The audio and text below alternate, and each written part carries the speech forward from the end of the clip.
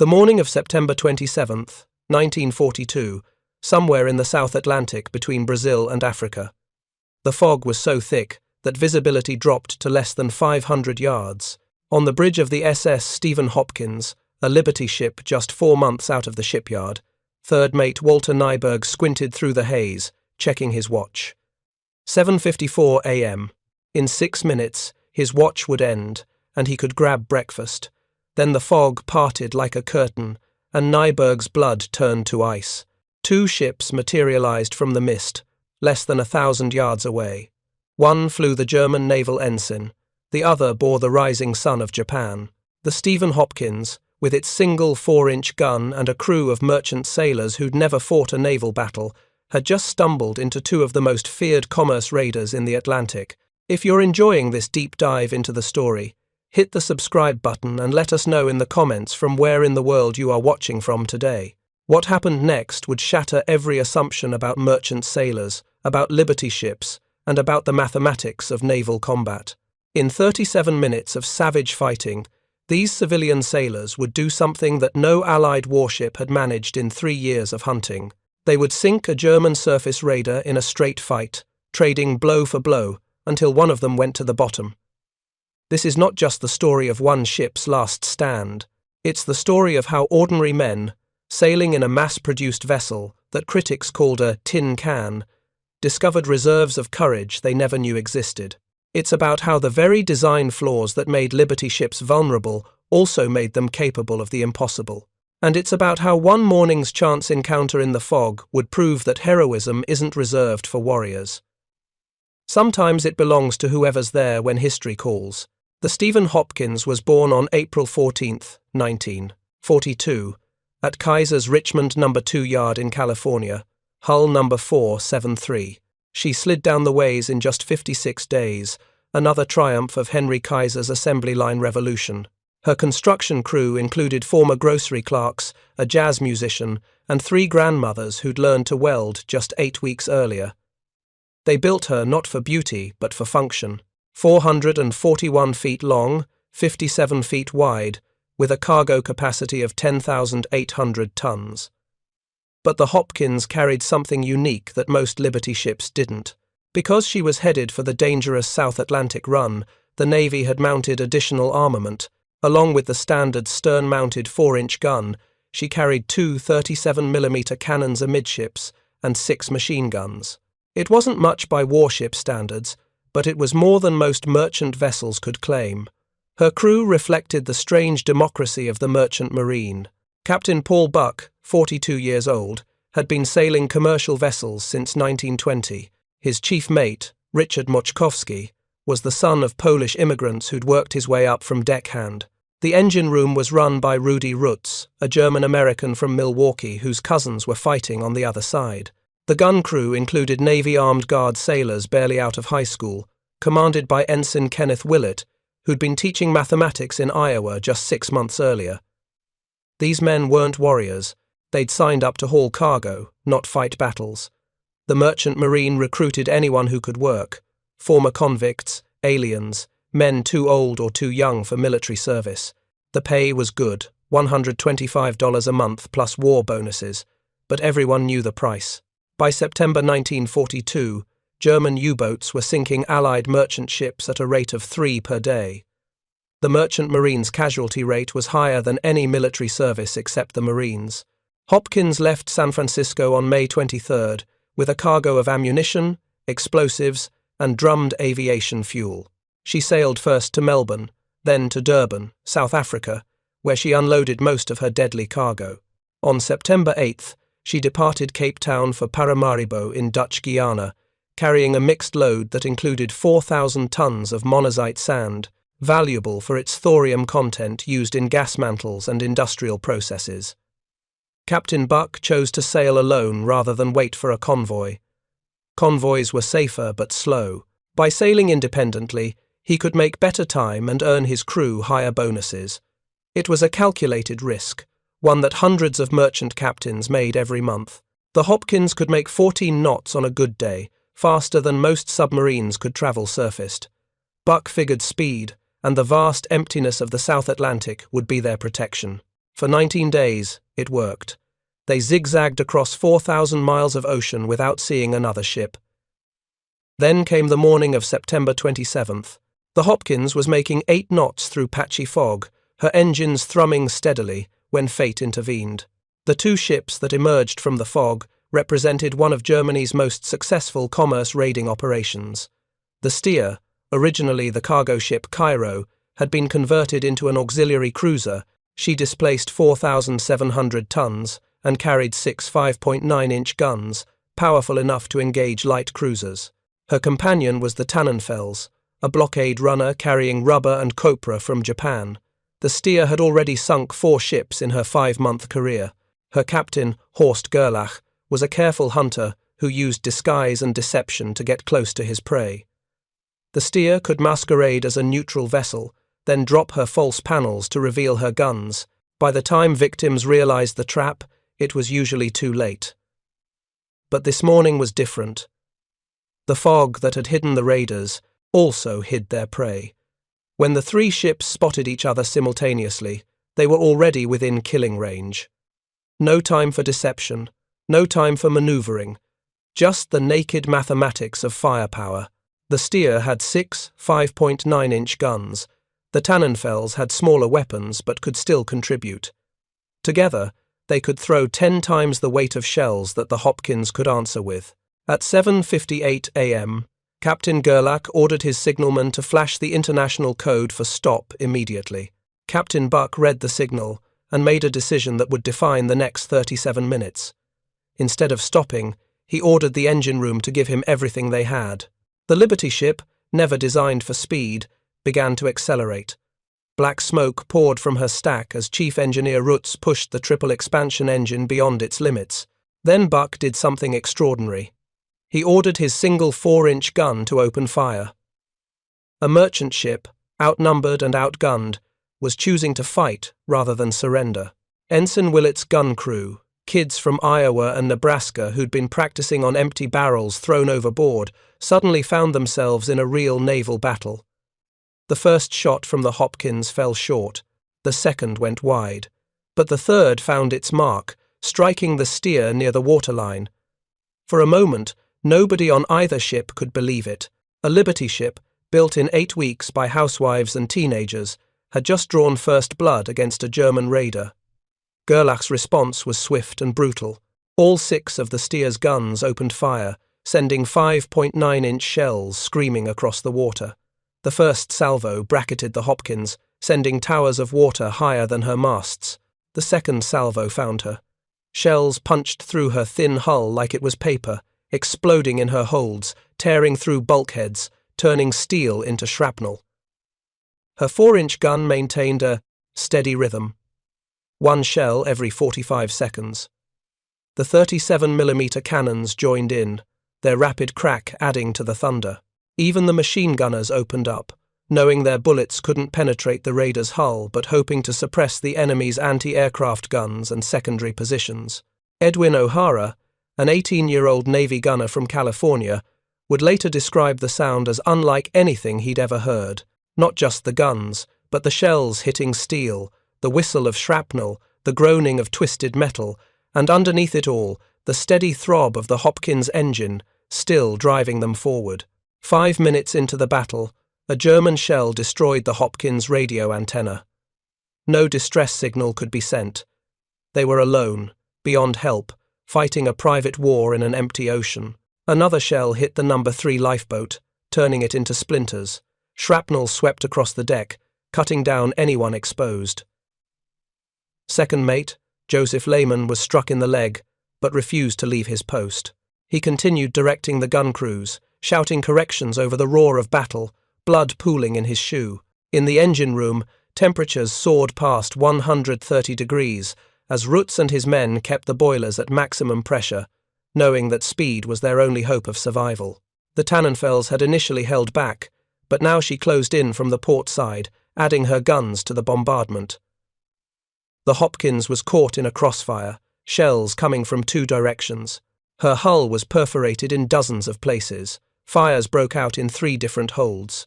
The carpenter reported water rising in the forward compartments. but the Hopkins gun crew had found their range. Shell after shell slammed into the Steer, walking up her hull toward the waterline. The German raiders' disguise panels were blown away, revealing the chaos underneath. One shell hit her engine room, another destroyed her steering gear, smoke began pouring from her. Ventilators. Captain Gerlach couldn't understand what was happening. His ship, designed to hunt and kill merchants, was being systematically destroyed by a cargo vessel. The Hopkins 4-inch gun, operated by farm boys and schoolteachers, was achieving a rate of accuracy that veteran naval gunners would envy. Later analysis would show they scored 15 direct hits, a 40% accuracy rate under combat conditions. At 8:15 a.m., 17 minutes into the battle, a German shell hit the Hopkins gun mount directly.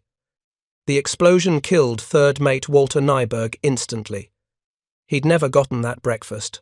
Ensign Willett was thrown 20 feet, his left arm nearly severed. As he lay on the deck, bleeding, he watched civilian volunteers rush forward to take over the gun. Men who'd signed up to haul cargo were now serving as naval gunners, learning the job under fire. The new gun crew managed 3 more shots before another German shell struck. This one killed Cadet Edwin O'Hara and 4 other men instantly. The gun itself was knocked off its mount, useless. The Hopkins' main weapon was gone. Any sensible assessment would say the battle was over. A merchant ship without its gun, burning, taking on water, had no business continuing to fight. But Chief Mate Mochkovsky had other ideas. He organized the surviving 37mm crews to concentrate their fire on the Steer's waterline. These smaller shells couldn't penetrate deeply, but hitting the same spot repeatedly might open a fatal wound. It was desperate, probably hopeless, but it was better than surrendering. Meanwhile, in the radio room, Cadet Kenneth Vaughan was trying to repair the antenna. With shells exploding around him, shrapnel singing through the air, he climbed the mast with wire and tools, trying to splice together enough of a connection to send an SOS. He almost made it before a shell burst directly overhead. Vaughan fell 40 feet to the deck. He died minutes later, still, clutching the wire he'd been trying to connect. By 8:25 a.m., both ships were dying. The Steer was listing badly, fires raging out of control in her engine spaces. The Hopkins was settling by the bow, her deck awash forward, fires spreading through her cargo holds. But she was still moving, still fighting. Her engines, tended by Rutz and his black gang, never missed a beat. Then came the moment that would enter maritime legend. At 8:27 a.m., the last functioning 37mm cannon on the Hopkins, operated by a mixed crew of civilians and naval personnel, put a shell into the Steer exactly at her waterline, previously weakened by multiple hits. The shell itself did little damage, but it was the final straw for the German raiders' overtaxed hull. A seam split open. Water rushed in faster than pumps could handle. Captain Gerlach ordered abandon ship. The Steer, veteran of 4 successful raids, killer of Allied shipping, was going down. She'd been defeated by a Liberty ship crewed by amateurs. As lifeboats pulled away from the sinking raider, some German sailors could be seen saluting the Hopkins, acknowledging the impossible thing they'd just witnessed. But the Hopkins was dying too. At 8:30 a.m., Captain Buck ordered abandon ship. The engines finally fell silent. Rutz and his men emerged from the inferno below, their clothes scorched, faces blackened, hands blistered from touching superheated metal. They'd kept the Hopkins fighting for 37 minutes of hell. As the crew tried to launch lifeboats, they discovered most had been destroyed. Only one boat and a few rafts remained serviceable. 57 men crowded into anything that would float. Captain Buck was one of the last to leave, making sure everyone who could be saved was off the ship. At 8:35 a.m., the SS Stephen Hopkins slipped beneath the waves. She took with her 37 men, including Captain Buck, who'd chosen to fight rather than surrender. Chief Engineer Rutz went down with his engines. Ensign Willett died of his wounds on a raft hours later. The 19 survivors who made it onto the single functioning lifeboat faced a new ordeal. They were over 1,000 miles from the nearest land. Their boat, designed for 35, was damaged and leaking. They had minimal supplies and no radio. For 31 days, they sailed and rowed across the South Atlantic, navigating by stars, catching rainwater, rationing their few cans of food down to ounces per day. On October 27th, exactly 1 month after the battle, they reached the beach at WWII, Brazil. 15 men staggered ashore. 4 had died during the voyage. They were skeleton-thin, sun-scorched, barely able to walk. But they were alive, and they carried with them an incredible story. When news of the battle reached Washington, the Navy couldn't believe it. A Liberty ship had sunk a German auxiliary cruiser in a straight fight. No Allied warship had managed such a feat. The Naval War College would later call it one of the most gallant merchant marine actions of all time. The German Admiralty was equally stunned.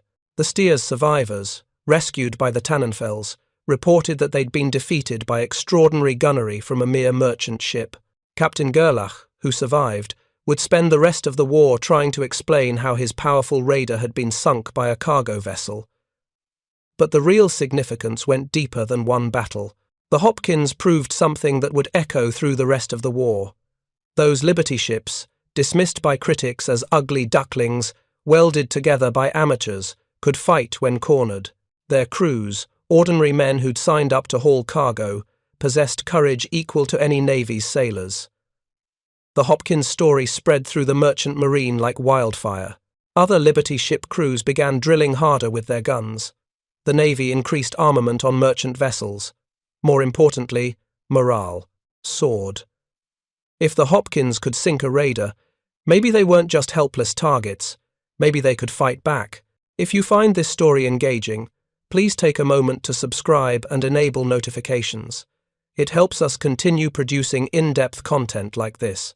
The psychological impact on German surface raiders was immediate. After the Hopkins battle, they became more cautious, less aggressive.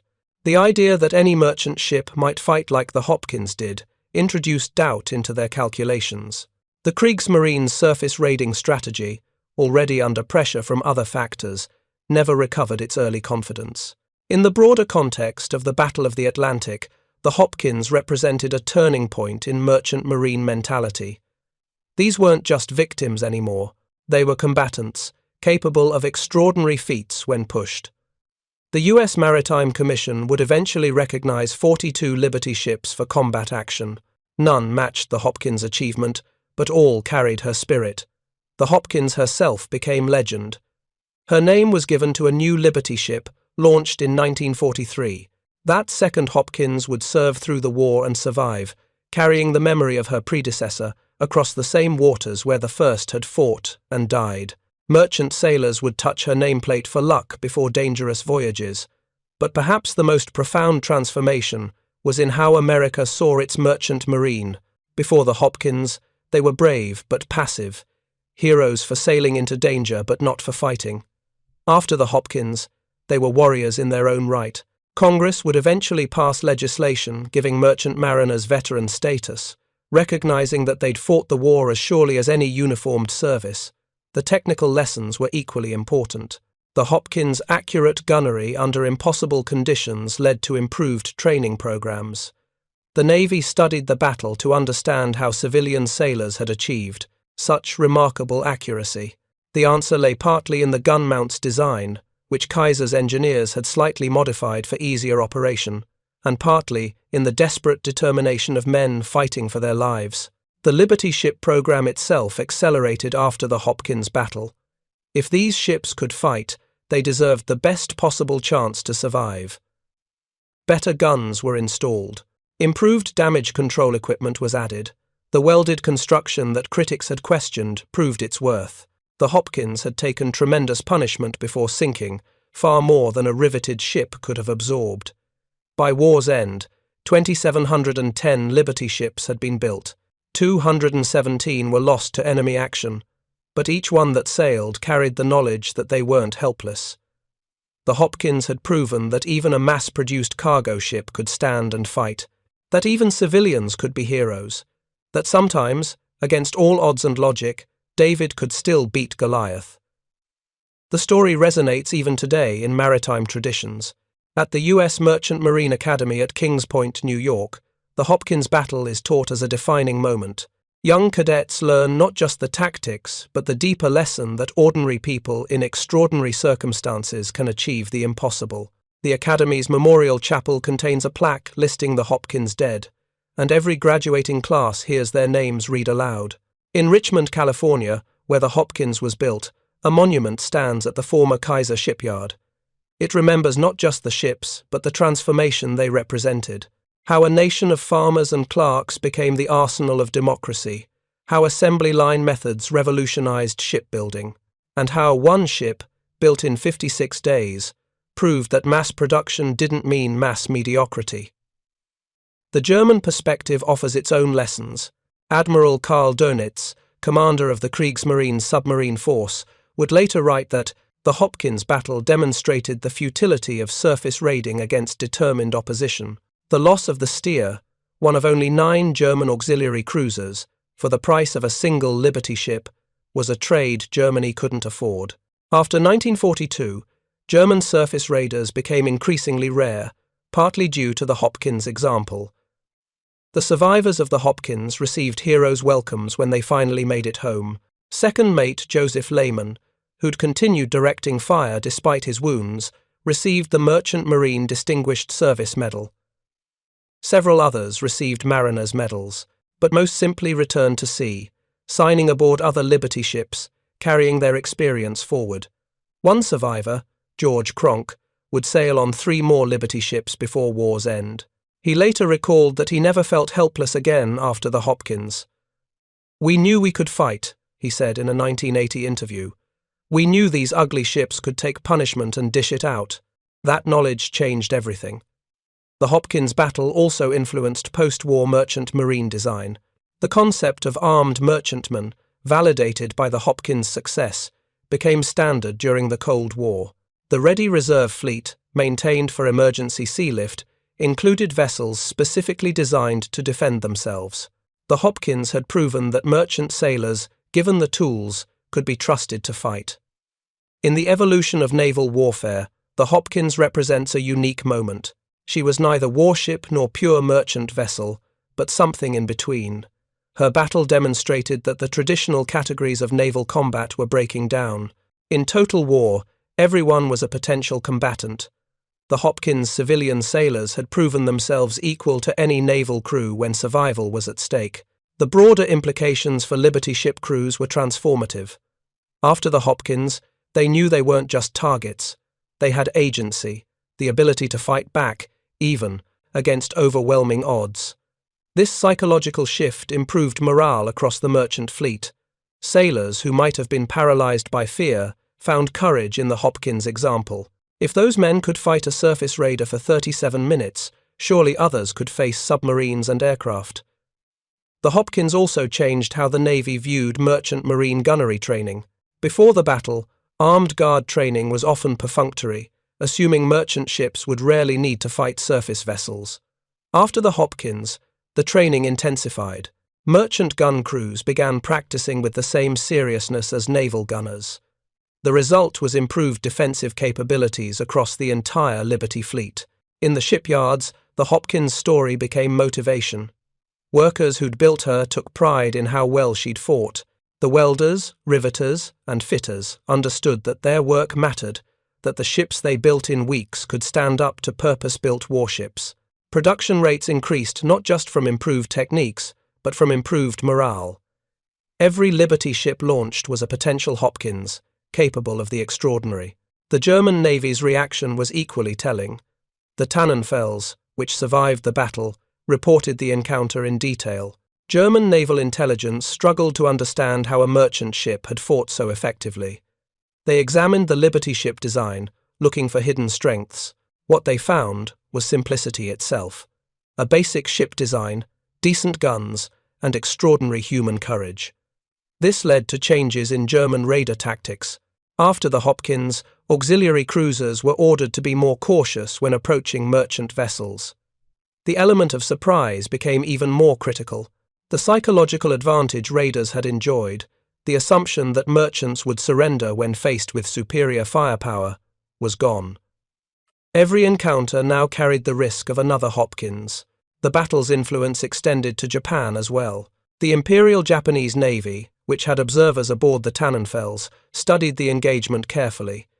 They noted the effectiveness of the Liberty ship's gun placement and the crew's determination. This intelligence influenced Japanese anti-shipping tactics in the Pacific, where they faced hundreds of Liberty ships on supply runs.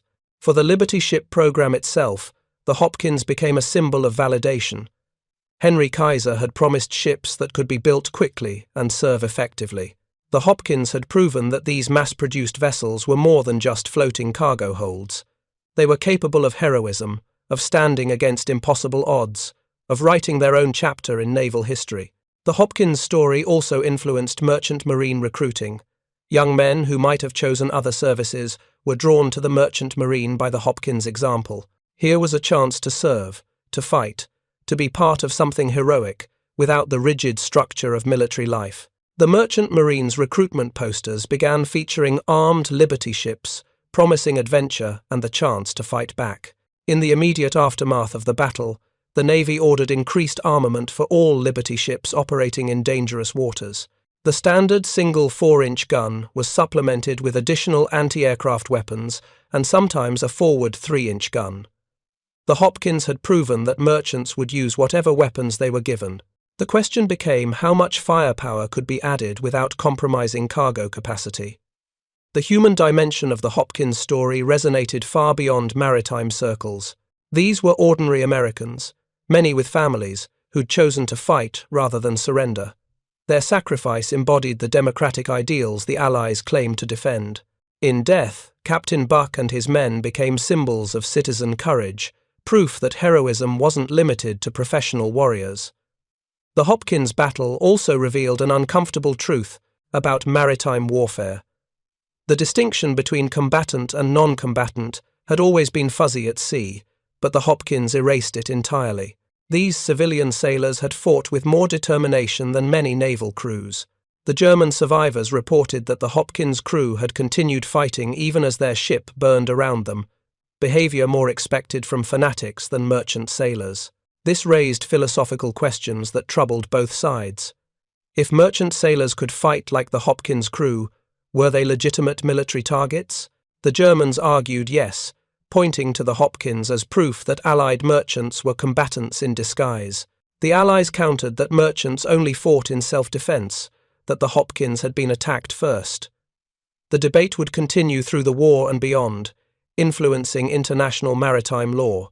But for the men sailing Liberty ships, such debates were academic. They knew they were targets regardless of legal niceties. The Hopkins had shown them they didn't have to be passive victims. They could shoot back, maybe even win. This knowledge transformed the psychological landscape of the merchant marine. Fear remained, but it was joined by determination, even defiance. The Hopkins' influence reached into unexpected corners of the war effort. American propaganda seized on the story, using it to boost home front morale. Here was proof that American workers, whether building ships or sailing them, could match anyone in courage. The Hopkins became a symbol of democratic resilience, ordinary citizens rising to extraordinary challenges. Hollywood wanted to make a movie about the battle, but the War Department vetoed it. They feared it might reveal too much about merchant marine capabilities and tactics. The Hopkins story was almost too good, too inspiring. If the Germans knew how seriously Americans took the lesson, they might adjust their tactics even more dramatically. In the Pacific, where hundreds of Liberty ships supplied the island-hopping campaign, the Hopkins effect was particularly pronounced. Crews facing Japanese aircraft and submarines drew strength from the Hopkins example. If one Liberty ship could sink a surface raider, maybe they could survive kamikaze attacks or torpedo strikes. The Hopkins had expanded the realm of the possible.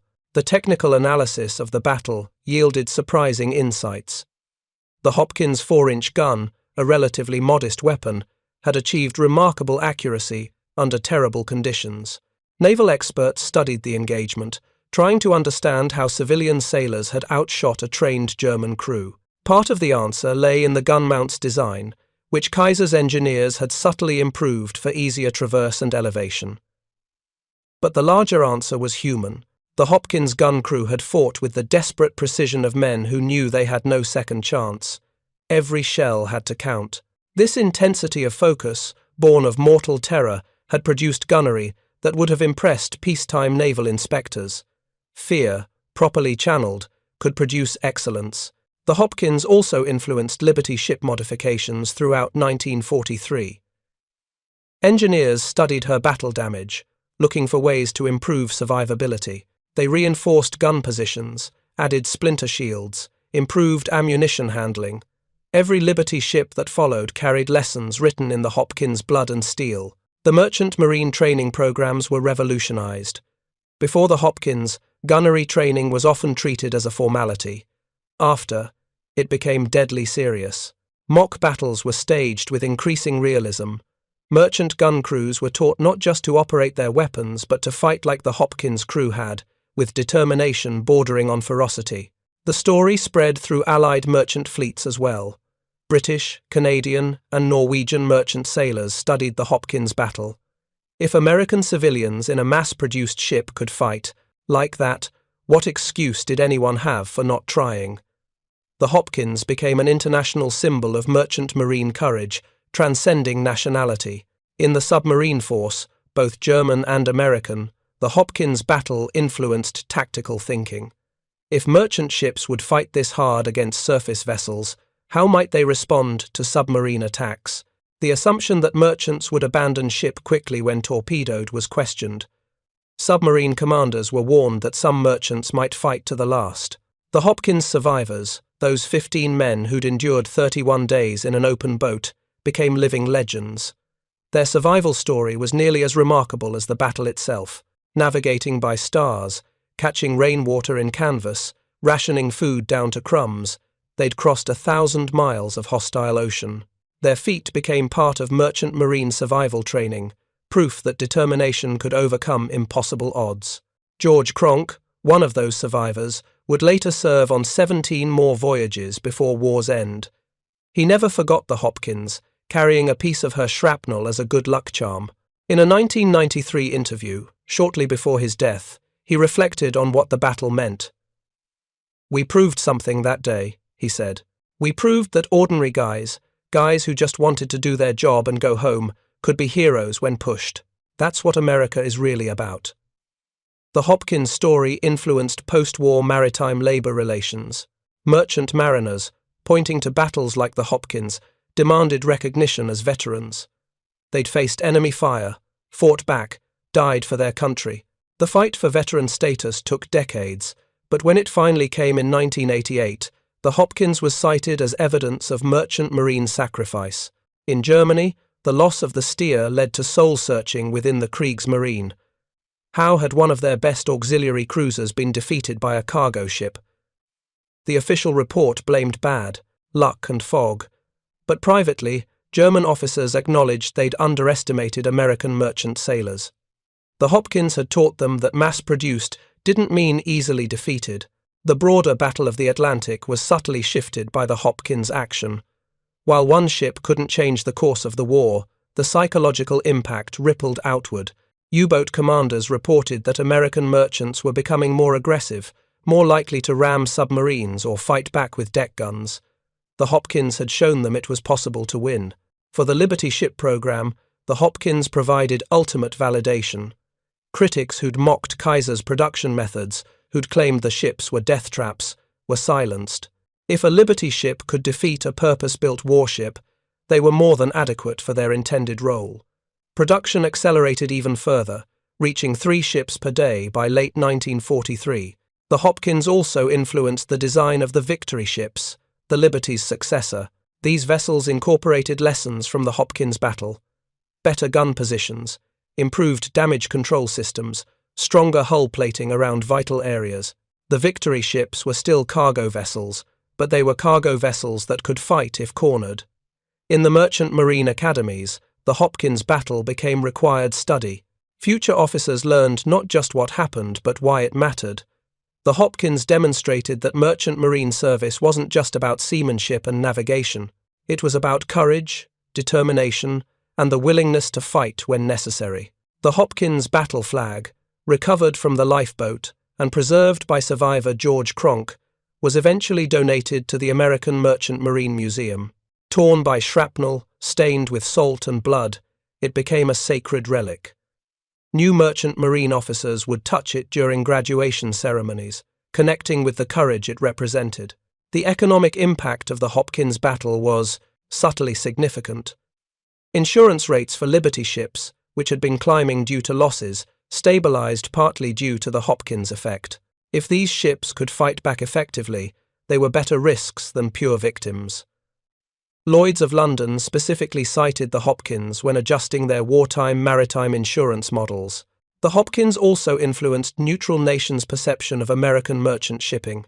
Countries like Spain and Argentina, which had to decide whether to allow American merchants in their ports, were impressed by the Hopkins story. These weren't military vessels masquerading as merchants, but they weren't helpless victims either. They were something new, citizen warriors of the sea. In the final year of the war, as victory became certain, the Hopkins story took on new meaning.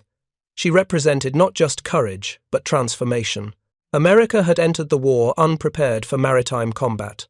By war's end, even its merchant ships were formidable opponents. The Hopkins embodied this evolution, from peaceful nation to arsenal of democracy. The last Liberty ship was launched on October 27, 1945, exactly 3 years after the Hopkins survivors reached Brazil. It seemed fitting. The program that had begun with skepticism and desperation was ending in triumph. 2,710 ships built, an entire fleet created from nothing, validated by the Hopkins sacrifice. In the post-war years, as Liberty ships were sold off or scrapped, maritime historians worked to preserve the Hopkins story. They interviewed survivors, collected documents, reconstructed the battle in detail. What emerged was even more remarkable than the legend. The reality of 37 minutes of desperate combat, of civilians becoming warriors, surpassed any fiction. The Hopkins influenced Cold War maritime strategy. The concept of armed merchantmen, validated by her battle, became central to NATO planning. If World War III erupted, merchant ships would need to fight their way across the Atlantic again. The Hopkins had proven it was possible, given courage and adequate weapons. Today, only 2 Liberty ships survive as museums, the Jeremiah O'Brien in San Francisco and the John Brown in Baltimore. Both mount memorial plaques to the Stephen Hopkins. Visitors, reading about that September morning in 1942, often ask the same question. How did a merchant crew defeat a warship? The answer remains what it always was: desperation, determination, and the kind of courage that emerges when ordinary people face extraordinary circumstances. The Hopkins legacy lives on in the modern merchant marine. U.S. Maritime Administration vessels still carry defensive weapons. Merchant marine training still includes combat scenarios. The assumption that merchants are helpless victims, shattered by the Hopkins, has never been rebuilt. Every American merchant ship that sails into danger carries the Hopkins spirit, the knowledge that they can fight if they must. In maritime law, the Hopkins case influenced the Geneva Convention's treatment of armed merchants. The distinction between combatant and non-combatant, already blurry, was formally acknowledged as situational. A merchant ship that fought back, like the Hopkins, became a legitimate military target, but the right to self-defense was also affirmed, validating the Hopkins' decision to fight. The Hopkins story continues to inspire because it speaks to something fundamental in human nature. Faced with overwhelming odds, given every reason to surrender, the Hopkins crew chose to fight. They were bakers and teachers, farmers and clerks, transformed by circumstance into warriors. Their victory, Pyrrhic though it was, proved that heroism isn't reserved for heroes. Sometimes it belongs to whoever's there when history calls. The mathematics of war usually favor the strong. The steer had every advantage: more guns, trained crew, element of surprise. The Hopkins had only desperation and determination. Yet she won, sinking her enemy before succumbing to her wounds. This David versus Goliath story, played out on the empty ocean, reminds us that equations of power can be overturned by human will. In the broader narrative of World War II, the Hopkins represents the democratic answer to totalitarian force. Nazi Germany and Imperial Japan believed that professional warriors, ideologically motivated and rigorously trained, would defeat democratic civilians. The Hopkins proved otherwise. Free men, fighting for survival and principle, could match any enemy's fury. The Hopkins also embodied the transformation of American industry. Built in 56 days by amateur workers, armed with standard guns, crewed by civilian volunteers, she defeated a carefully converted warship. This was Kaiser's revolution made manifest, proof that mass production could create not just quantity, but quality, that democratic industry could match authoritarian militarism. As the years passed and World War II moved from memory to history, the Hopkins story grew in significance. She became a symbol of the entire merchant marine contribution.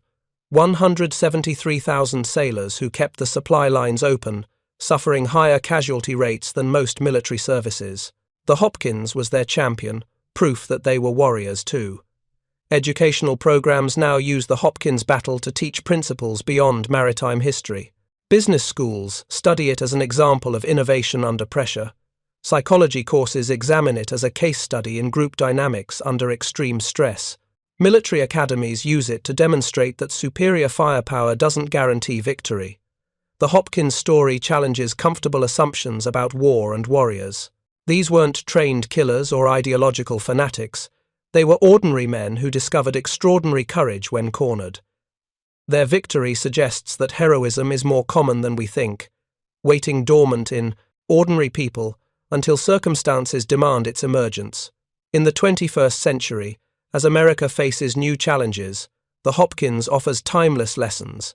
That preparation matters, but determination matters more. That technology is important, but human courage is decisive. That ordinary citizens, properly motivated and equipped, can achieve the extraordinary. The Hopkins proves that democracy's strength lies not in professional warriors, but in the potential heroism of every citizen. The Stephen Hopkins lies somewhere in the South Atlantic, her exact position unknown, her hull a tomb for 37 men, but her story lives on, told in maritime academies, remembered in monuments, celebrated in ceremonies. She was just one of 2,710 Liberty ships, built quickly, sailed briefly, sunk violently. Yet she achieved immortality through 37 minutes of impossible courage. Every Liberty ship that survived the war carried something of the Hopkins with them. Her example had shown them what was possible. When post-war surveys asked merchant mariners about their service, many mentioned the Hopkins as inspiration. She had proven they weren't helpless, that they could fight back, that sometimes they could even win. The German auxiliary cruiser Stier lies nearby, the only German surface raider sunk by a merchant vessel in single combat. Her captain and crew, rescued by the Tannenfels, spent the rest of the war in captivity or service elsewhere, carrying the memory of their defeat by a cargo ship. In German naval records, the Stier's loss remains an anomaly, a statistical outlier that defied all probability. But perhaps that's the Hopkins' greatest legacy. She proved that probability is not destiny, that statistics don't determine outcomes, that human courage can overturn any odds.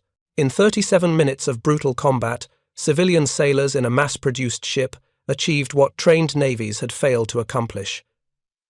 They sank a German raider in a straight fight, trading blow for blow until one of them broke. The Hopkins reminds us that heroes aren't born, they're made by circumstances.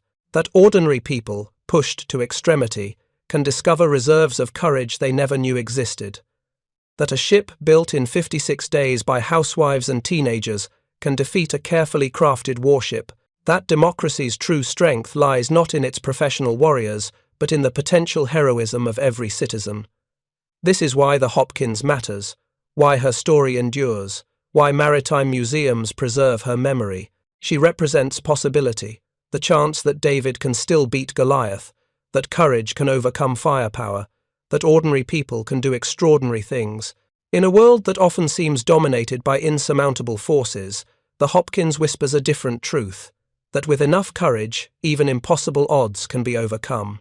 The morning of September 27th, 1942, began with fog and ended with legend. Between those points, 37 minutes of savage combat proved that Liberty ships were more than mass-produced cargo carriers. They were vessels of possibility, crewed by citizens who could become warriors when history demanded. The Stephen Hopkins, built in weeks, sailed for months, fought for minutes, but achieved immortality. Her legacy lives on in every merchant vessel that sails into danger, every crew that refuses to surrender, every ordinary person who discovers extraordinary courage when tested. The Hopkins proved that heroism isn't reserved for the few but available to all, waiting to emerge when circumstances demand. She was just one ship among thousands, but for 37 minutes she was magnificent. Thank you for watching. For more detailed historical breakdowns, check out the other videos on your screen now, and don't forget to subscribe.